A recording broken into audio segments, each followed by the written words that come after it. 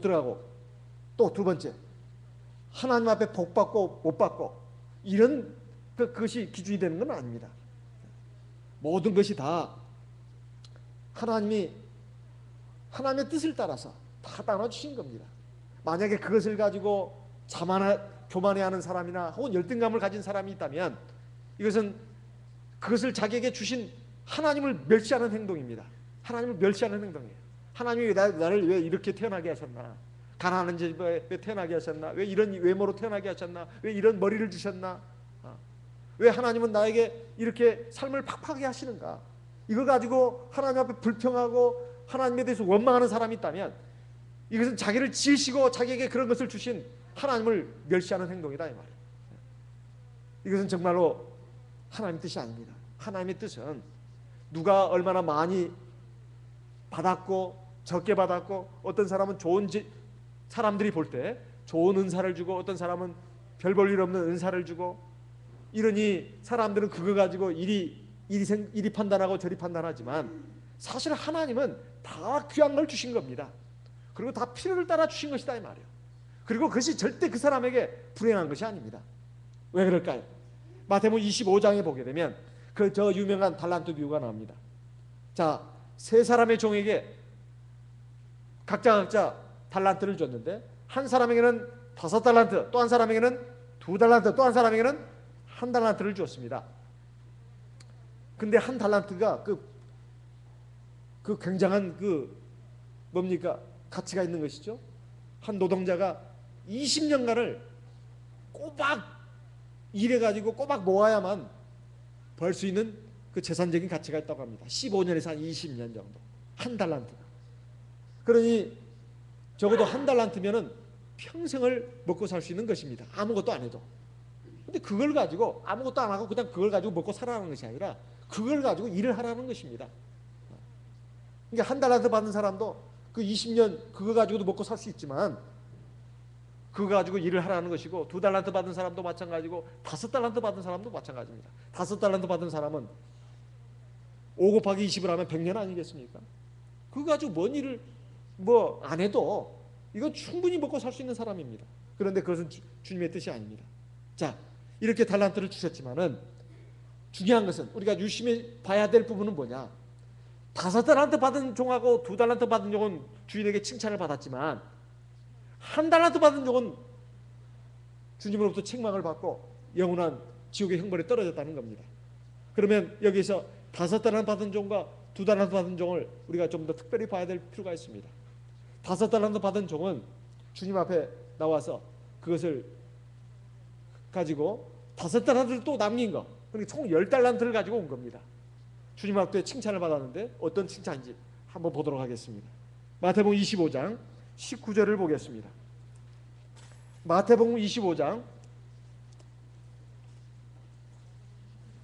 19절.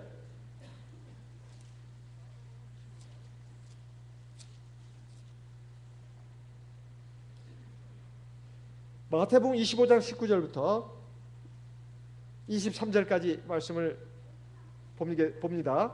오랜 후에 그 종들의 주인이 돌아와 저희와 회개할새에 20절, 5달란트 받았던 자는 5달란트를 더 가지고 와서 가로되 주여 내게 5달란트를 주셨는데 보소서 내가 또 5달란트를 남겼나이다. 21절 같이 읽겠습니다. 그 주인이 이르되 잘하였도다 착하고 충성된 종아, 네가 작은 일에 충성하였으며 내가 많은 것으로 네게 맡기리니 네 주인의 즐거움에 참여할지다 하고, 22절은 제가 읽겠습니다.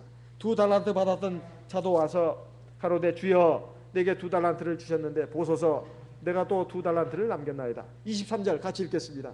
그 주인이 이르되 잘하였도다 착하고 충성된 종아, 네가 작은 일에 충성하였으며 네가 많은 것으로 네게 맡기리니 네 주인의 즐거움에 참여할지다 하고, 5달란트 받은 종이나 2달란트 받은 종이나 5달란트 받은 종이나 2달란트 받은 종이나 그걸 가지고 최선을 다해서 100% 남겼습니다. 5달란트 받은 종은 5달란트를 또 남겼고 2달란트 받은 종은 2달란트를 또 남겼습니다. 객관적으로 봤을 때 2달란트 받은 종은 5달란트 받은 사람의 반도 못 가지고 있어요. 능력을. 외형적인 여건도 그렇습니다. 그런데 5달란트 받은 사람을 보면서 열등감 느낀다거나 우울해한다거나 그러지 않았습니다. 한 달란트 받은 종을 향해서 내가 저 사람보다 2배를 가졌으니까 나는 그래도 괜찮은 사람이야, 뻐기지도 않았습니다. 그저 자기가 받은 달란트를 가지고, 능력을 가지고 최선을 다한 것밖에 없습니다.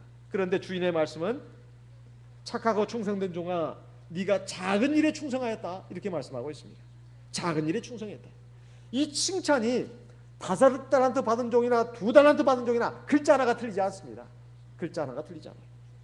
그러니까 우리 사람이 볼 때 세상에서 성공이라고 하는 것, 출세라고 하는 것, 저 사람 복 받았다 하는 것은, 저 사람 잘났다 하는 것은 우리가 외형적인 기준을 가지고 따집니다. 그 사람의 직업, 학벌, 그 사람의 재능, 이걸 가지고 보통 사람을 평가하지만 하나님은 그렇지 않다는 겁니다. 하나님 절대로 그걸로 평가하지 않는다는 거예요. 자기가 받은 것이 많든 적든, 세상적으로 봤을 때 훌륭하든 별 볼 일 없든, 그걸 가지고 하나님 앞에서 어떻게 최선을 다해서 사느냐, 이것입니다. 이걸 나에게 주신 하나님을 인정하고 하나님 앞에 감사하고 하나님 앞에 믿음으로 충성되게 하나님의 말씀과 뜻을 따라서 하나님의 영광을 위해서 내가 최선을 다해서 산다면 하나님의 칭찬이 있습니다. 생각해 보십시오. 나는 태어날 때부터 부잣집에 태어났고 머리 좋은 부모 속에서 태어났습니다. 외모도 좋고 그리고 재능도 많이 태어났어요. 이런 사람이라면, 내가 만약에 그런 사람이라면 내가 어떻게 해야, 어떻게 살아야 하나님 앞에 나중에 칭찬을 받을 수가 있겠습니까? 정말 죽을둥살둥 모르고 막 열심히 살아야 됩니다. 그래가지고 하나님이 나에게 주신 능력만큼 최선을 다해서 그만큼 남겨야 됩니다. 그리고 또 사회적으로나 세상적으로나 교회적으로도 정말 엄청나게 충성을 해야 합니다.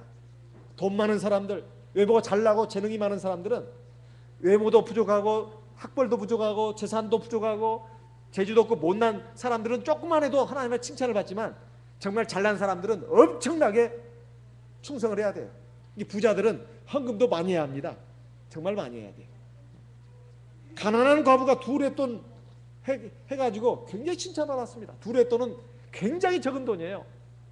당시에 이스라엘에서 통용되는 화폐 가운데서 아주 작은 화폐단입니다.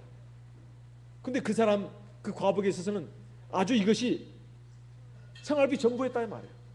액수로는 굉장히 작은 겁니다. 그런데 그보다도 훨씬 많은 헌금을 한 부자들이 있었을 겁니다. 비교가 안 될 만큼. 주님이 칭찬하지 않았습니다. 왜 그랬을까요? 그거 아무것도 아닙니다. 부자들한테는 아무것도 아니에요. 부자들이 뭐 몇백만 원, 몇천만 원 낸다 하더라도 정말 아주 부자들한테는 그건 아무것도 아닙니다. 근데 가난한 사람이 5만 원 내고 10만 원 내는 것은 정말 큰 돈입니다. 단 10,000원을 헌금하는 것도 엄청나게 큰 돈이다 이 말이에요. 왜냐하면 그 사람은 있어서 생활비 전부일 수도 있고 아니면 생활비의 상당한 부분을 차지할 수도 있습니다. 이것은 비단 헌금만을 말하는 게 아닙니다. 내가 시간을 쓰고 내가 재능을 하나님 앞에서 바치고 하나님을 위해서 내가 하나님 앞에서 선한 일을 하는 데 있어서 나는 시간이 없다, 재능이 부족하다, 뭐 아무리 이런저런 얘기를 해도 그거 다 자기 먹을 거, 자기 그 세상에서 향락을 즐기고 헛된 데 시간을 쓰는 것을 그걸 다 포기하고 그 시간을 하나님을 위해서 또는 하나님을 기쁘시게 하는 일에 내가 시간을 쓰고 또 돈도 쓰고 내 땀과 눈물을 흘리는 그런 것이라면 그 사람은 최선을 다해서 사는 삶이다 이 말이에요. 그러니 우리가 세상적인 기준으로 인간적인 안목으로 저 사람은 참 대단한 사람이야, 훌륭한 사람이야 이렇게 판단해서는 안 된다는 겁니다. 더 많이 받은 사람일수록 더 많은 충성을 해야 되고 또 하나님의 말씀과 뜻을 따라서 그것을 써야 되는 의무가 주어지는 겁니다. 그렇지 않으면 하나님 앞에 칭찬받지 못합니다. 오히려 책망을 받을 수가 있어요. 5달란트 받은 사람이 만약에 2달란트만 남겨가지고 왔다면 주인이 칭찬했겠습니까? 칭찬할 리가 없습니다. 2달란트 받은 사람이 1달란트만 더 남겨가지고 왔습니다. 더 벌어가지고 왔어요. 주인이 칭찬했겠습니까? 칭찬할 리가 없습니다. 그런데 한 달란트 받은 종이 그것을 땅속에 묻어두지 않고 열등감 느끼지 않고 패배감 느끼지 않고 하나님 원망하거나 불평하거나 그러지 않고 그걸 가지고 열심히 최선을 다해서 또 한 달란트를 남겼다면 아마 5달란트 받은 사람이나 2달란트 받은 사람보다 더 큰 칭찬과 상급을 받았을 겁니다. 우리가 여기서 생각해야 될 것이 다른 것이 아닙니다. 내가 받은 것이 좋은 것이든 나쁜 것이든, 내가 얼마나 많이 받았든 적게 받았든, 내가 이걸 가지고 얼마나 하나님 앞에 감사하고 하나님을 인정하고 하나님의 말씀과 뜻을 쫓아서 이것을 하나님이 기뻐하시는 방향으로 최선을 다해서 쓸 것인가, 노력할 것인가, 여기에 달려있다 하는 것입니다. 좋은 조건에서 얼마나 누리느냐 하는 것은 하나님의 상과는 아무런 관련이 없습니다. 그래서 여기서 야고보서 1장에서 시험을 참는 자는 복이 있다고 했을 때, 이 여기서 말하는 시험이라고 하는 것은 세상적인 재물이라든가 학벌이라든가 명예나 지위로 말미암아 받는 시험을 말합니다. 이런 것들은 절대로 사람들에게 인정과 칭찬을 받을지는 몰라도, 사람들에게 부러움과 시샘의 대상이 될지는 몰라도, 이것이 하나님 앞에 복받은 증거도 아니며 또 하나님 앞에 나중에 칭찬과 상을 받을 수 있는 그런 근거가 되지는 못합니다. 우리가 이것을 꼭 알아야 되겠습니다. 우리가 추구하는 것은 바로 영원한 생명과 영원한 복락입니다. 하나님 나라에 가면 모든 것이 다 있습니다. 이 아버지 하나님의 것이 다 우리에게 주신다고 했어요. 내가 세상에서 어떠한 믿음과 어떠한 자세로 세상 사람과 달리 살 것이냐, 이것에 의해서 내 상이 결정이 되는 겁니다. 우리가 이것을 깨닫고 안다면 내가 세상에서 육신적으로 봤을 때 불리한 가운데서 지금 내가 살고 있고 어려운 가운데서, 힘겨운 가운데서 내가 믿음 생활을 하고 있다면 이것은 내가 나중에 내가 하나님 앞에 더 큰 복과 상을 받을 수 있는 길로 나를 인도해 주셨구나, 이렇게 생각하시면 됩니다. 생각해 보십시오. 더 어렵고 불리한 위치에서는 조금만 충성해도 상이 큽니다. 하지만 많이 받은 사람은 하나님 거기에 걸맞는 것을 요구하시기 때문에 보통 부족한 사람보다도 훨씬 많은 일을 해야 되는 겁니다. 그러니까 우리들은 이런 부분에 있어서 정말로 올바른 판단력을 가져야 되겠습니다. 마가복음 12장 41절에서 44절의 말씀을 보겠습니다. 마가복음 12장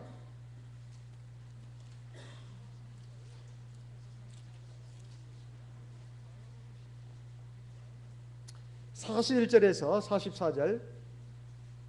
예수께서 연복궤를 대하여 앉으사 무리의 연복궤에 돈 넣는 것을 보실세 여러 부자는 많이 넣는데 42절 한 가난한 가부는 와서 2렙돈 곧 한 고드란트를 넣는지라.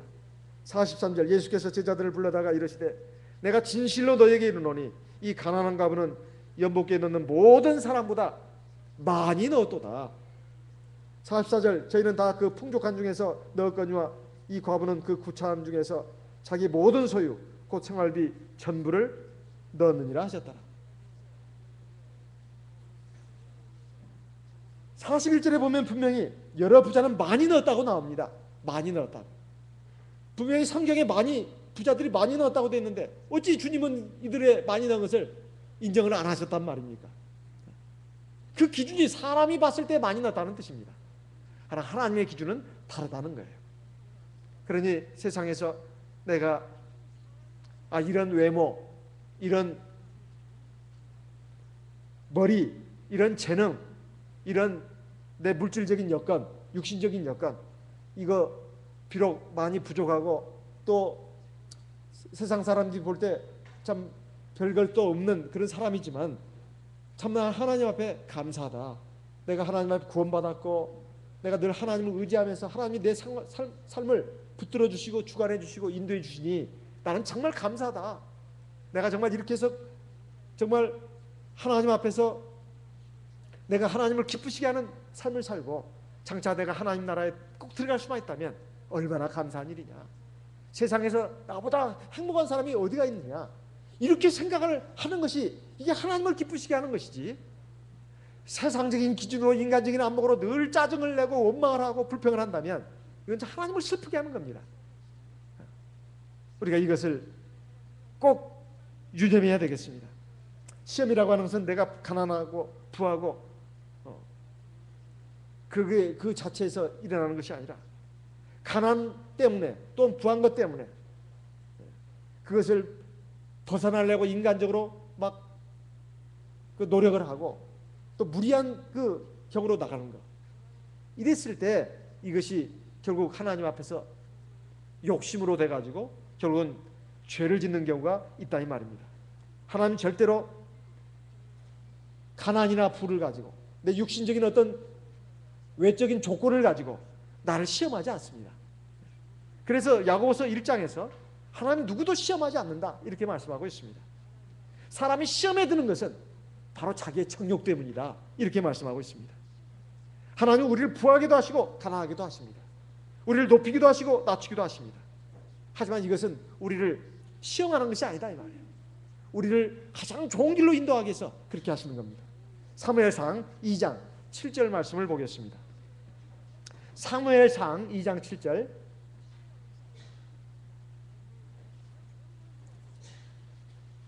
사무엘상 2장 7절 8절 같이 읽겠습니다. 사무엘상 2장 7절 8절 같이 읽겠습니다. 여호와는 가난하게도 하시고 부하게도 하시며 낮추기도 하시고 높이기도 하시는도다. 가난한 자를 진토에서 일으키시며 빈집한 자를 거름더미에서 드사 귀족들과 함께 앉게 하시며 영광의 일을 차지하게 하시는도다. 땅의 기둥들은 여호와의 것이라 여호와께서 세계를 그 위에 세우셨도다. 요셉이 형들의 미움과 시기 질투를 받아가지고 애굽 땅에 종으로 팔려갔을 때 하나님이 요셉과 함께 하셔가지고 형통함을 주셨다는 말이 나옵니다. 그리고 그가 억울한 누명을 쓰고 감옥에 들어갔을 때도 요셉은 자세가 흐트러지지 않았습니다. 그 감옥 속에서도 하나님이 함께 하셔가지고 요셉을 형통하게 하셨다는 말이 나요.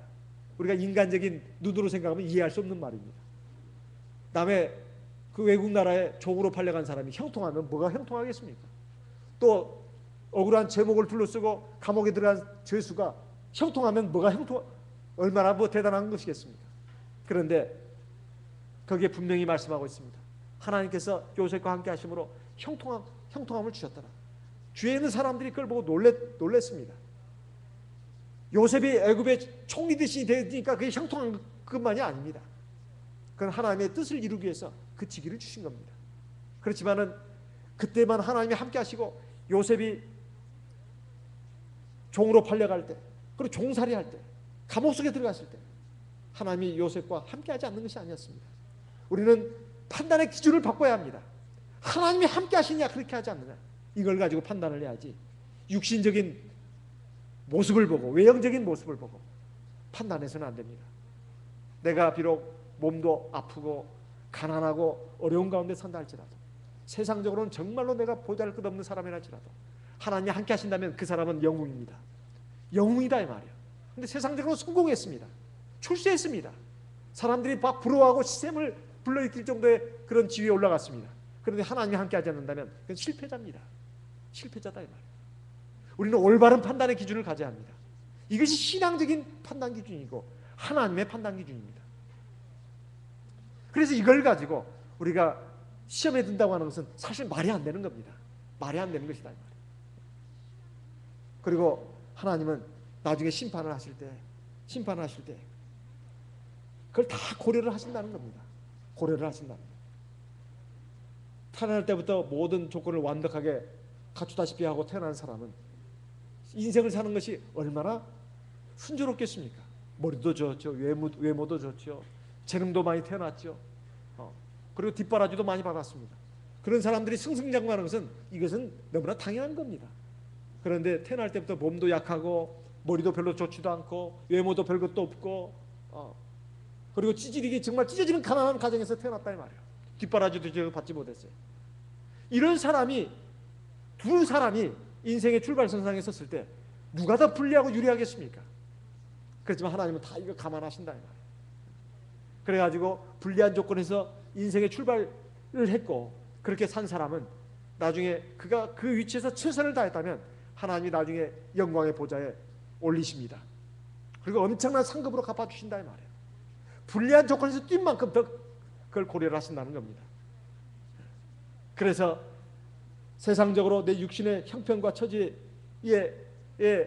함몰돼 가지고 침체되는 일이 있어서는 안 됩니다. 늘 하나님 앞에 감사하고 하나님의 은혜를 생각하면서 기뻐하고 그리고 하나님이 나를 붙들어 주시고 인도해 주실 것을 믿고 마음의 편안함을 누리면서 그리고 걱정 의심이 생길 때마다 하나님께 맡기시기 바랍니다. 하나님을 의지하기 바랍니다. 하나님이 이 사람을 기뻐하십니다. 그리고 힘이 되어 주십니다. 이런 사람이 인생의 주인공인 것이지 세상적으로 잘 나가고 잘난 사람들이 주인공이 아닙니다. 누가 주인공이고 누가 조연배우냐 이거 판단 기준을 바로 하는 영적인 안목을 가져야 되겠습니다. 오직 각 사람이 시험을 받는 것은 자기 욕심에 끌려 미혹됨이니 욕심이 잉태한 적 죄를 낳고 죄가 장성한 적 사망을 낳느니라. 아까 읽은 야고보서 1장 14절 15절의 말씀입니다. 오직 각 사람이 시험을 받는 것은 자기 욕심에 끌려 미혹됩니다. 이렇게 말하고 있어요. 그러면 사람이 세상에 태어나가지고 돈 벌어서 성공하고 많이 배워서 성공하고 그런 노력들이 다 잘못된 겁니까? 그러면 사람이 아무것도 안 하고 그냥 수동적으로 체념하면서 현실에 안주하면서 살아란 말입니까? 이런 의문이 들 수가 있습니다. 그런 말은 아닙니다. 하나님이 자기에게 주신 재능을 따라서 열심히 최선을 다해야 합니다. 그런데 열심히 최선을 다하는 그 모습이 외형적으로 봐서는 알 수가 없어요. 그 속에 대체 뭐 어떤 동기가 들어있느냐, 어떤 마음이 들어있느냐, 이걸 가지고 판단하는 겁니다. 욕심이 있느냐 없느냐. 그러면 사람이 다 욕심이 있지, 그러면 욕심이 없는 사람은 어디가 있습니까? 그러나 여기 욕심이 말하는 것은 인간적인 욕심을 말하는 겁니다. 하나님의 뜻을 따라서 하나님이 허락하신 범주 안에서 최선을 다하겠다는 그런 마음을 여기서 말하는 욕심이라고 말하는 게 아닙니다. 그럼 욕심인가 아닌가? 이걸 판별하는 기준은 뭘까요? 두 가지를 들 수가 있겠습니다. 첫 번째는 하나님의 영광을 위한 것인가, 그렇지 않은 것인가. 두 번째는 하나님께서 내게 주신 달란트가 무엇이고 어느 정도를 받았는지를 알고 그걸 알고 그 범위 내에서 최선을 다하는가 아닌가, 이거에 대해서 판단할 수 있습니다. 고린도전서 10장 31절을 보겠습니다. 고린도전서 10장 31절. 고린도전서 10장 31절 말씀 같이 읽겠습니다. 고린도전서 10장 31절 같이 읽겠습니다. 그런즉 너희가 먹든지 마시든지 무엇을 하든지 다 하나님의 영광을 위하여 하라. 33절 나와 같이 모든 일에 모든 사람을 기쁘게 하여 나의 유익을 구치 아니하고 많은 사람의 유익을 구하여 저희로 구원을 얻게 하라. 자, 정말 내가 이것이 내가 어떤 돈을 버는 거, 사업을 하는 거, 또 공부하는 거, 또 일하는 거, 어떤 일을 하더라도 첫 번째 판단 기준은 뭐냐? 정말 내가 하나님의 영광을 위해서 하느냐? 하나님의 영광을 위한다고 하니까 거창하게 생각할 필요가 없습니다.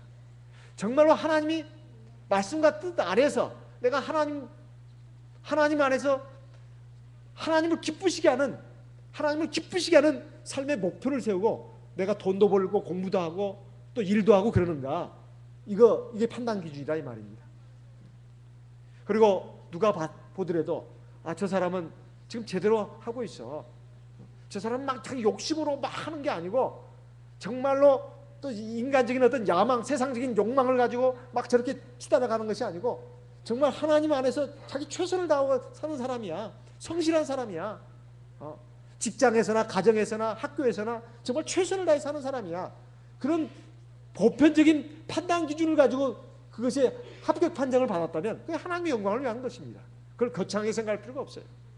두 번째, 하나님이 내게 주신 달란트가 무엇인지 이걸 제대로 알아야 합니다. 사람마다 다 자기가 잘할 수 있는 부분이 있어요. 근데 내가 잘할 수 없는 그 부분을 갖다가 막 하려고 욕심을 내는 것은 이건 과욕입니다. 과욕이에요. 제가 지금 예를 들면 박지성 같은 축구 선수가 돼야 되겠다 하고 지금 막 발 뻗고 나선다면 여러분들이 저를 보고 뭐라고 하겠습니까? 미쳤어 그럴 겁니다. 제가 지금 뭐 미국 하버드 의대에 가가지고 지금 내가 의학 공부를 해가지고 내가 의사가 돼야 되겠다, 여러분들 그럴 겁니다. 돌았어 그럴 겁니다. 또 최고의 컴퓨터 엔지니어가 되겠다. 그래 제가 작정을 하고 너 컴퓨터에 몰두한다. 여러분 저보고 뭐라고 하겠습니까? 제정신이 아니야. 그건 제 은사가 아닙니다. 은사가 아니에요. 내가 할 수 없는 부분에 대해서 막 과욕을 부리는 거, 그건 자기가 꼭 판단해서 되는 일이 아닙니다. 주변에서 보면 알 수가 있어요. 근데 그 은사를 썩히는 사람도 있죠. 썩히는 사람도 있습니다. 자기가 잘하는 부분에 최선을 다해야 된단 말이에요. 내가 받은 은사가 뭐냐. 요리를 잘하면 요리 방면의 대가가 되면 됩니다.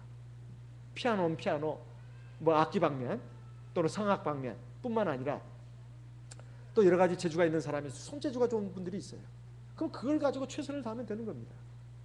저는 박지성 선수에 대해서 최근에 뭐 이렇게 뭐 TV에도 나왔다고 하더라고요. 근데 뭐 전해 들은 얘기에 하면 그는 초등학교 때부터 공을 차는데 남달랐어요. 늘 일기를 썼답니다. 일기를 썼는데 오늘은 코치 선생님하고 같이 운동을 하면서 이런 부분에 있어서 내가 좀 개선을 해야 되겠다. 그걸 도표를 그려가면서.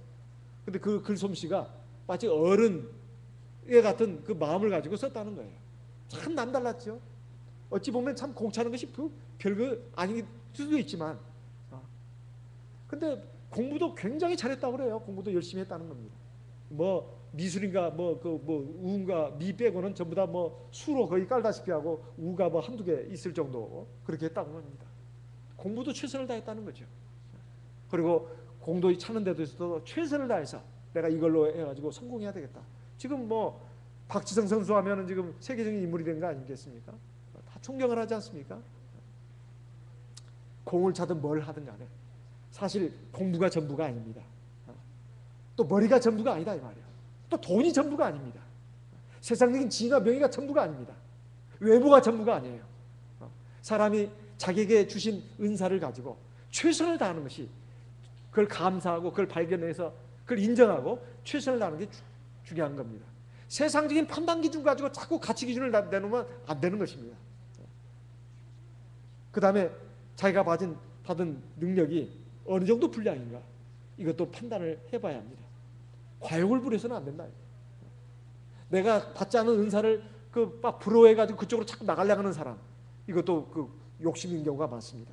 그리고 내가 받은 은사를 알았는데도 그걸 넘치도록 그걸 하려고 하는 것도 욕심일 수가 있다. 나보다 분명히 머리 좋은 사람도 있고 나보다 더 뭘 잘하는 사람도 있습니다. 그걸 인정해야 합니다. 근데 인정을 하지 못하고 막 또 열등감 느끼고 그것에 대해서 막 시기 질투하고 이런다면 이거 문제가 되는 거 아니겠습니까? 이게 문제. 이래서 항상 인간 사이가 고통과 갈등이 있는 겁니다. 때로는 교만하거나 때로는 열등감 느끼거나 또는 미움과 시기 질투가 있고 헛된 경쟁이 일어난다 이 말이에요. 그럴 필요가 없다는 겁니다. 각자 자기 길을 가면 되는 거다 이 말이에요. 각자 자기 길을. 남에 대해서 자꾸 의식하고 그러면 더 불행해질 뿐입니다. 그걸 비교하고 이러면 불행해질 뿐이에요. 그러지 말고 나를 그냥 하나님 앞에서 그냥 인정하는 겁니다. 하나님이 나에게 이런 재능도 주시고 이 외모를 주셨다. 감사하다. 감사하다. 내가 이걸 이렇게 가지고 그래도 살아갈 수 있는 힘을 주시면 얼마나 감사한가. 세상적으로 봤을 때는 내가 불리한 위치에서 또 못한 위치에서 살 수도 있습니다. 그렇지만 그것이 내 인생의 성공과 실패를 가늠하는 잣대는 아닙니다. 결국 어떤 불리한 위치에 있을수록 사실은 더 유리한 거예요. 생각만 바꾸면 인생이 바꿔집니다. 내가 불리한 위치에 있을수록 사실은 역전의 가능성이 더 많다 이 말입니다. 이것을 생각해야 합니다. 그래서 오히려 그렇게 해가지고 나중에 하나님 앞에 더 큰 상을 받게 된다는 것입니다. 그러니 우리는 하나님의 뜻을 벗어난 그런 마음, 즉 정욕, 이걸 가지고 스스로 시험에 드는 일이 없어야 되겠습니다. 그러면 자꾸 미혹에 빠집니다. 그러면 결국 죄의 길로 간다 이 말이에요. 신앙을 버리게 되고 또 하나님의 말씀과 뜻을 저버리게 됩니다. 결국 나가는 것이 뭐겠습니까? 디모데전서 6장 9절을 보겠습니다. 디모데전서 6장 9절. 디모데전서 6장 6절부터 9절까지 보겠습니다. 디모데전서 6장 6절부터 9절까지 보겠습니다. 그러나 지족하는 마음이 있으면 경건이 큰 이익이 되느니라. 7절 우리가 세상에 아무것도 가지고 온 것이 없으며 또한 아무것도 가지고 가지 못하리니. 8절 9절 같이 읽겠습니다. 우리가 먹을 것과 입을 것이 있은즉 족한 줄로 알 것이니라. 부하려 하는 자들은 시험과 올무와 여러 가지 어리석고 해로운 정욕에 떨어지나니 그 사랑으로 침륜과 멸망에 빠지게 하는 것이라. 10절 돈을 사랑함이 일만하게 뿌리가 되나니 이것을 사모하는 자들이 미혹을 받아 믿음에서 떠나 많은 근심으로서 자기를 찔렀도다. 꼭 돈만이 문제가 아닙니다. 돈만이 문제가 아니에요. 여러 가지 세상을 살아가면서 우리에게 부딪히는 생활의 여건들 이런 걸 가지고 우리가 열등감 느끼고 괴로워하고 힘들어한다면 이것은 사실 부활해야 하는 사람들이 빠지는 그 시험과 다를 바가 없습니다. 우리가 또 하나 여기서 보완해서 생각할 것은 사람이 다 각자에게 하나님이 은혜를 주시고 능력을 주셨지만은 하나님의 백성들은 특별히 하나님을 의지하도록 하고 있습니다. 하나님을 의지해야 사실 자기에게 주신 능력도 제대로 발휘할 수가 있습니다. 그리고 또 하나, 아무리 내가 건조한 땅을 사막과 같은 광야의 길을 간다 하더라도 거기서 적과 꿀이 흐르게 할 수도 있단 말이에요. 하나님. 이스라엘 땅을 보세요. 중동 전 지역에 있어서 이스라엘 땅만큼 제일 척박한 땅이 없습니다. 다른 땅들은 다 황금 노다지, 석유가 막 무진장하게 묻혀 있는데 유독 이스라엘만 석유가 안 나요. 아무 자원이 없다 이 말입니다. 이스라엘은. 그럼 자원은 누구겠습니까? 그런데도 적과 꿀이 흐른다며요? 바로 하나님이 적과 꿀입니다. 하나님이 적과 꿀이에요. 하나님을 경외하고 의지하면 설령 내가 받은 재능과 은사가 별거 없다 하더라도 육신적으로 별로 내세울 것 없는 빈약한 사람이라 할지라도 하나님이 그에게 능력이 되어주시기 때문에, 힘이 되어주시기 때문에 풍족한 삶을 살 수가 있습니다. 풍족하다 해서 엄청난 부자로 산다는 것이 아니라 부족함 없이 산다는 뜻입니다. 우리가 하나님을 경외하고 의지하는 것이 이 첫 번째다 하는 겁니다. 우리가 해로운 정욕에 빠지는 것은 바로 불신앙 때문에 그렇습니다. 하나님을 믿지 않기 때문에, 의지하지 않기 때문에. 그리고 하나님의 뜻을 잘 모르고 세상적인 기준으로 인간적인 생각으로 자꾸 엉뚱한 생각을 하고 엉뚱한 대로 나가기 때문에 이것이 바로 정욕이 되는 것입니다. 우리가 이러한 말씀을 바로 깨닫고 하나님 앞에 온전히 설 수 있는 그런 사람이 됨으로써 하나님의 주시는 큰 은혜와 능력을 받으면서 세상을 사는 성공자가 되시기를 예수님의 이름으로 기원하는 바입니다. 다 같이 묵도하겠습니다. 아멘.